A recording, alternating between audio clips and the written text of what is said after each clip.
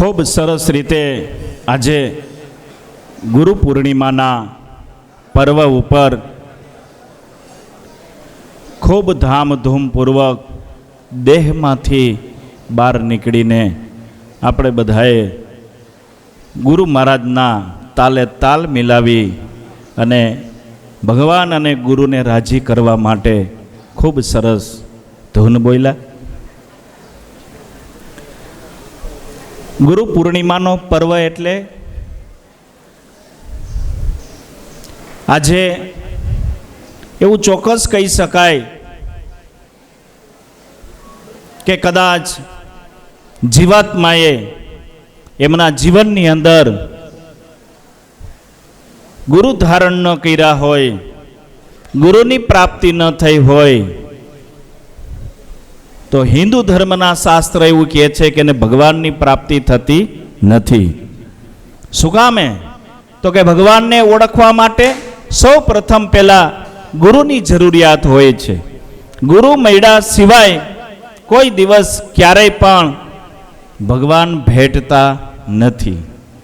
આ વાત આપણી કોઈની નથી, પરંતુ સાક્ષાત ઈષ્ટદેવ ભગવાન સ્વામિનારાયણની છે.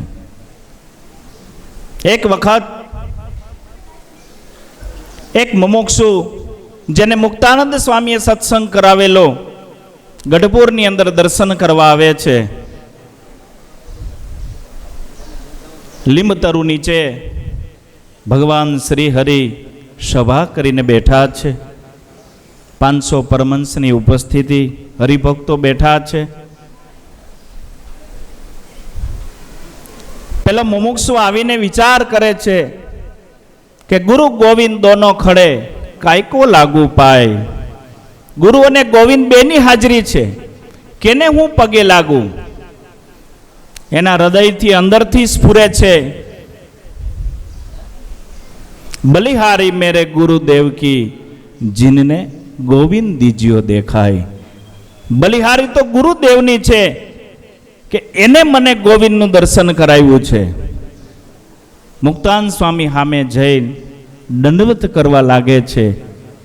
દંડવત કર્યા પછી વચ્ચે ઘણા રોકે છે, ઘણા કહે છે કે ભાઈ આ અવિવેક છે.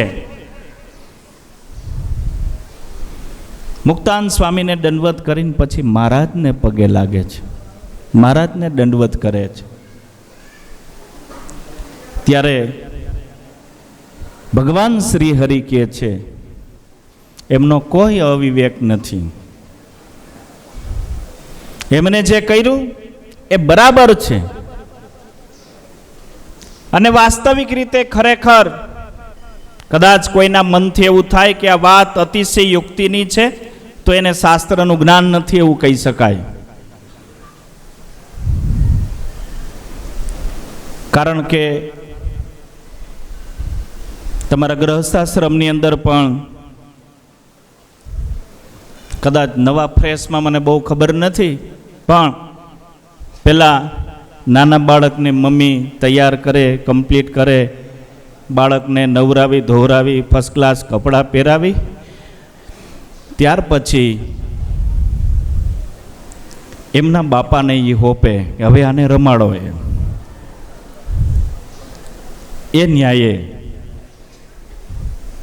સદગુરુ રૂપી જે માં છે એ જીવાત્માને કામ, ક્રોધ, લોભ, સ્વાદ, સ્નેહ, માન આદિ દોષોથી જે ભરેલ છે એમાંથી બહાર કાઢી અને એ પુરુષોત્તમ નારાયણને સોંપે છે. એટલે આજનો દિવસ આપણા માટે અતિ પવિત્ર દિવસ છે. સભાદાન દોરને આગળ ધપાવતા હું વિનંતી કરીશ પૂજ્ય શાસ્ત્રી માધવ સ્વરૂપ સ્વામીને તો એ આવી અને 10 મિનિટ માટે પોતાના હૃદયના ઉદ્ગારો રજૂ કરશે. શાસ્ત્રી માધવ સ્વરૂપ સ્વામી.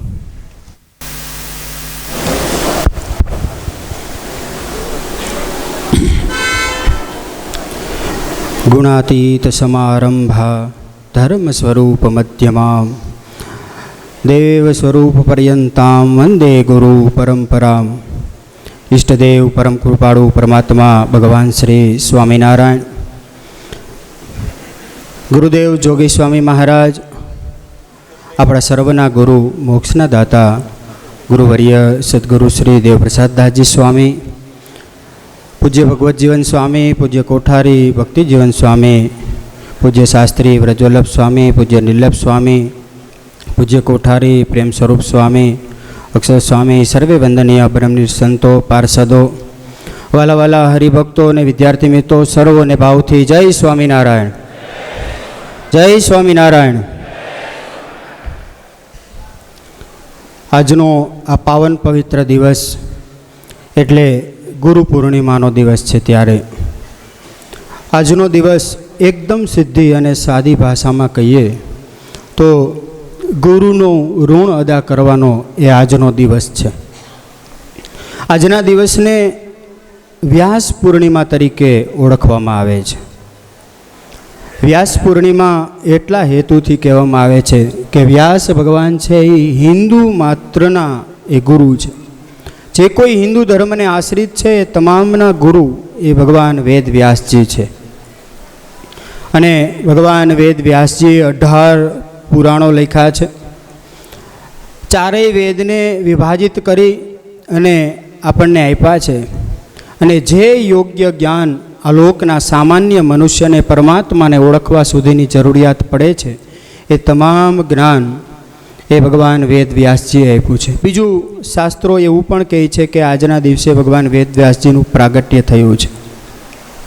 એટલે તમામના ગુરુ વેદ વ્યાસજી છે અને વ્યાસ પૂર્ણિમા તરીકે આજનો દિવસ ઓળખવામાં આવે છે. ત્યારે આવી ઋતુ હોવા છતાં કેટલો બધો વરસાદ છે. ગામડાથી ઘણા બધા હરિભક્તો આવ્યા છે. ત્યારે ઘણાય નદી નાળાઓ આવ્યા છે. નીકળી ન શકાય એવી પરિસ્થિતિઓ હતી, છતાંય પણ આગળ પાછળ દિવસો કરીને કોઈ પણ રીતે સેટિંગ કરીને પણ તમે બધાય પધાર્યા છો. એટલે સહજ આપણને દેખાતા જ એવું લાગે કે ગુરુ નિષ્ઠા અને ગુરુ ભક્તિ આપણી કેવી છે. એમાં કોઈ શંકાને સ્થાન નથી. આપણી નિષ્ઠા અને ગુરુ પ્રત્યેનો ભાવ એ શ્રેષ્ઠ જ છે. પણ હજી વિશેષ બળ મળે એવા હેતુથી આજનો આ ગુરુ પૂર્ણિમાનો દિવસ છે. ત્યારે આપણે ગુરુમાં વિશેષ ભાવ અને પ્રેમ કઈ રીતે પ્રગટ થાય અને સાચો મહિમા કેવો હોવો જોઈએ એ ઉપર 2 શબ્દની વાત કરીશું. ભગવાન શિવજી તમામ દેવતાઓને ગણોને ભેગા કરીને કહે છે કે ગુરુર દેવો ગુરુર ધર્મો ગુરુર નિષ્ઠા પરમ તપઃ. ગુરુર દેવો ગુરુર ધર્મો ગુરુર તપઃ ગુરુર નિષ્ઠા પરમ તપઃ.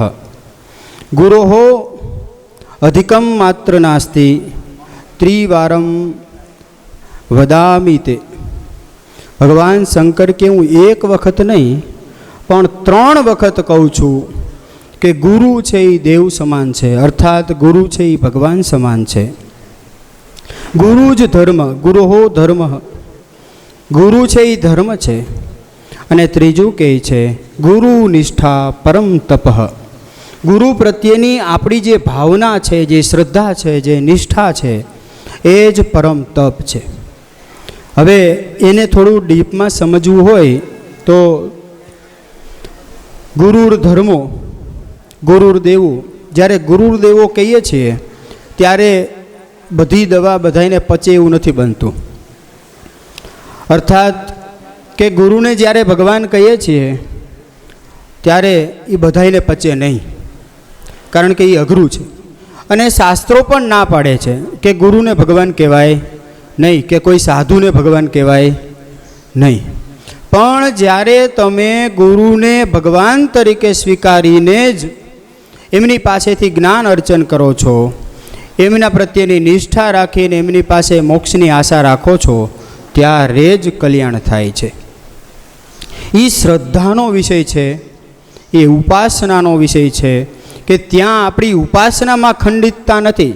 આપણે એ સમજીએ છીએ આપણી ગુરુ પરંપરા એટલી વિશુદ્ધ છે, એટલી ચોખ્ખી છે કે એમાં કોઈ પોતાને ભગવાન મનાવે છે એવું ક્યાંય જોવા મળતું નથી. ગુણાતીતાનંદ સ્વામીની વાતોમાં પણ ક્યાંય એવું નહીં આવે કે અમે ભગવાન છીએ.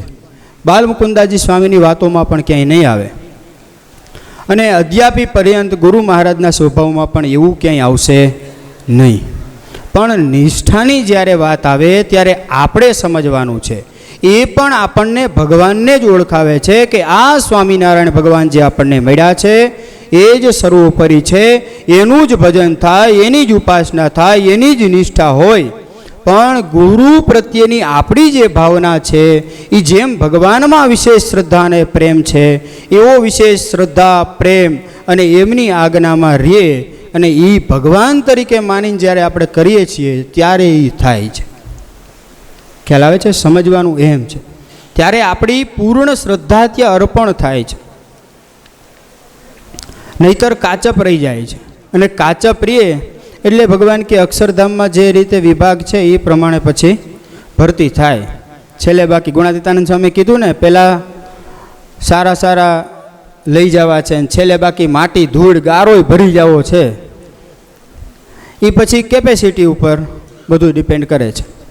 કહેવાનો અર્થ એ છે કે આજનો આ ગુરુ પૂર્ણિમાનો પર્વ છે ત્યારે જ્યાં જ્યાં તમે પૂર્વે નજર કરો છો ત્યારે જેટલા મહાપુરુષો અને જેટલા મોટા થયા છે એ તમામે ગુરુ કર્યા છે. ભગવાન રામચંદ્રથી જે લઈ અને નીચે સુધી આપણા સંપ્રદાયના કોઈ પણ દ્રષ્ટાંતો લ્યો, જેટલા અવતારો થયા કે જેટલા દેવતાઓ થયા બધાએ ગુરુ કર્યા છે. અને આધ્યાત્મિક માર્ગમાં, ભૌતિક માર્ગમાં બધી જગ્યાએ ગુરુની જરૂર પડે છે. જેમ વિશ્વામિત્ર ઋષિની પાસેથી ભગવાન રામચંદ્રજીએ વિદ્યા અને શાસ્ત્રનો અભ્યાસ કર્યો અને ભગવાન કૃષ્ણચંદ્રએ પણ સાંદીપની ઋષિના આશ્રમમાં જઈને 64 દિવસમાં 64 કળાઓ શીખી તમામ શાસ્ત્રનો અભ્યાસ કર્યો. એમ બાલપ્રભુ ઘનશ્યામ મહારાજે પણ 8 વર્ષની ઉંમરે તમામ શાસ્ત્રનો અભ્યાસ ધર્મપિતા પાસેથી કરી લીધો. એ જ પ્રમાણે તમે જુઓ ગુણાતીતાનંદ સ્વામી, બાલમુકુદાસ સ્વામી, અને સ્વામીએ તો લખ્યું પણ છે. જોગી સ્વામી એવું કહેતા કે જ્ઞાન મેળવવું હોય ને ત્યારે કેમ મેળવવું પડે? એક સ્વામીના જીવનનો પ્રસંગ છે. જોગી સ્વામી, નારાયણદાસ સ્વામી, બાલમુકુદાસ સ્વામીની વાતો સાંભળતા અને જૂનાગઢ મંદિરે રહેતા. દિવસમાં જેટલી વાતો સાંભળી હોય, કથા વાર્તાનું શ્રવણ કર્યું હોય, એને સાંજે જેટલા 5, 7, 10 સંતો હોય એ બધા ગ્રુપ વાઇઝ ભેગા બેસી અને ચર્ચા કરે કે આજે સ્વામી આ વાત કરી, આ વાત કરી, આને આવી રીતે સમજાવી, આમ સમજાવી. એની જ્ઞાન ગોષ્ઠીઓ થાય. અને એ જ્ઞાન ગોષ્ઠી કરતાં કરતાં ક્યારેક 11 વાગે, ક્યારેક 2 વાગે અને ક્યારેક તો સીધો છેલ્લો પોર થઈ જાય. સવારે નાહવા જવાનો સમય થઈ જાય, નાહી ધોઈને પૂજાપાઠ કરવી પડે. આ રીતે આધ્યાત્મિક જ્ઞાનની પ્રાપ્તિ કરી છે. અને એ જ રીત છે ગોપાળાનંદ સ્વામીને મહારાજની પાસે ગુણાતીતાનંદ સ્વામી કીધું ને કે વર્ષમાં 1 માસ સુધી સત્સંગ કરાવવા અને કથા વાર્તા કરવા જૂનાગઢ મંદિરે આવે તો અમે જૂનાગઢ જઈએ. ગુણાતીતાનંદ સ્વામીએ પણ 40 વર્ષ 4 માસ અને 4 દિવસ સુધી સતત કથા વાર્તાઓ કરી છે. આ જ્ઞાન છે અને જ્ઞાન અર્પણ કરવા માટે કર્યું છે. એવી જ રીતના આજના તારીખે પણ સ્વામી બાપાએ સાક્ષાત ચરિત્ર લખી, એની ઉપરથી આપણને ખબર પડે સ્વામી બાપાએ પોતાના સમગ્ર જીવન દરમિયાન કથા વાર્તા અને જ્ઞાન પીરસ્યું છે. કેવળ ને કેવળ શ્રેષ્ઠ મુમુક્ષુઓ બને અને ભગવાનના ધામની પ્રાપ્તિ કરે. આજે પણ ગુરુ મહારાજ આટલી ઉંમર છે છતાંય પણ રોજને માટે કથા વાર્તા કરે છે. કેવળ ને કેવળ આપણા જીવના રૂડા માટે કરે છે. સમુદ્ર તો આખો જળનો ભર્યો છે, એમાંથી આપણાથી કેટલું લેવાય ને કેટલું વાપરી શકાય એ આપણું છે.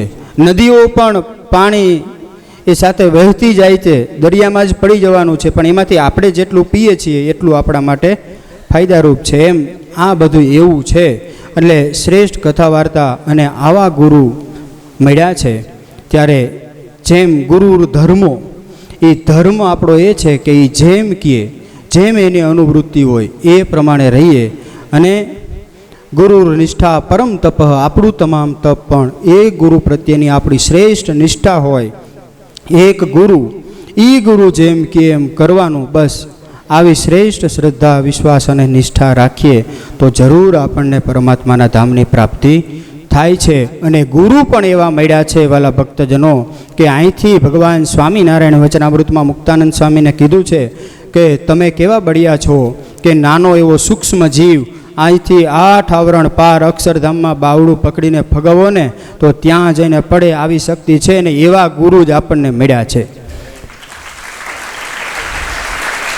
ગમે એવો સૂક્ષ્મ જીવ હશે, પણ જો આપણું ભાવડું સોંપેલું હશે ને તો ભલે 8 આવરણ પાળ. મહારાજ કે 1,00,000 મણ લોખંડનો ગોળો અક્ષરધામમાંથી પડતો મૂકવામાં આવે તો ત્યાંથી વાયુના વેગે ઘસાતો ઘસાતો જમીન ઉપર પહોંચે ને તો રજ ભેગો રજ થઈ જાય એટલું અક્ષરધામ છે. પણ આવા ગુરુને જો આપણે શરણે શીશ મૂક્યું હોય ને તો એ બાવડું પકડીને આપણે એ અક્ષરધામમાં પહોંચાડી દેશે હો. એવી શક્તિ સામર્થ્ય યુક્ત આપણને મળ્યા છે. જેટલી વિશેષ ભાવ પ્રેમ શ્રદ્ધા નિષ્ઠાથી જોડાયેલા રહીશું એટલો જ આપણને ફાયદો છે. અસ્તુ. જય સ્વામિનારાયણ.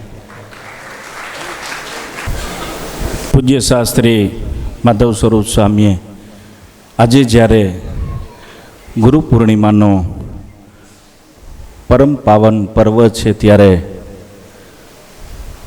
ગુરુની તાકાત અને ગુરુની સામર્થ્ય શું છે એના વિશે ખૂબ સરસ વાત કરી. જીવનની અંદર હિન્દુ ધર્મની અંદર આશ્રેલા હોય એનો સૌ કોઈ પ્રથમ પેલો ધર્મ હોય ને તો એને ગુરુ ધારણ કરેલા હોવા જોઈએ. આ પેલો ધર્મ છે. કદાચ આપણામાં થોડી ઘણી ખોટ હોય તો એ ખોટ કોણ કાઢે? તો એ ગુરુ કાઢે. અને જીવ છે એ લગભગ કોઈ વાતે પરિપૂર્ણ થતો નથી. બહુ બધું મુશ્કેલ છે, ઘણું કઠિન છે. આવો સાહેબ.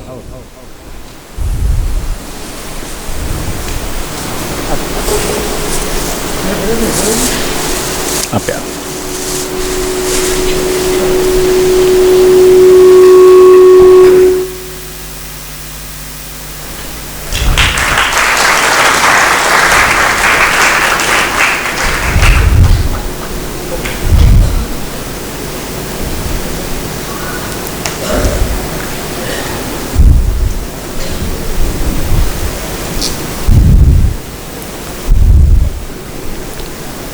એટલે એમને પરિપૂર્ણ કરવાનું કાર્ય જો કોઈ કરે ને તો એ ગુરુ કરતા હોય છે.